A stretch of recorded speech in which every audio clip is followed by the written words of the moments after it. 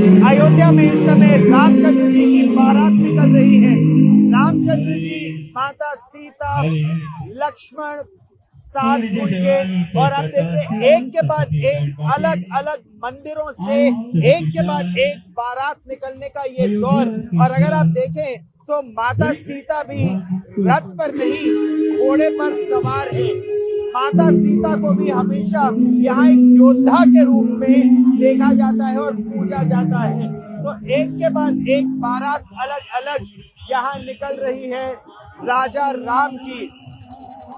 एक रथ पर राजा राम और भक्त हनुमान, एक रथ पर भक्त हनुमान भी नजर आ रहे हैं। रामचंद्र जी की बारात तो भगवान शिव, मां पार्वती के साथ नजर आ रही है। तो ऐसे रामपथ पर अलग अलग आयोजन यहाँ हो रहे हैं। स्कूली छात्र छात्राएं, बच्चे राम जी की उस बारात का यहाँ पर भाग है।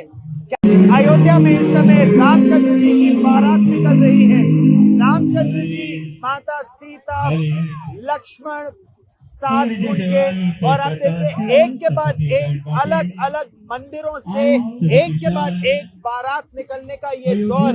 और अगर आप देखें तो माता सीता भी रथ पर नहीं, घोड़े पर सवार है।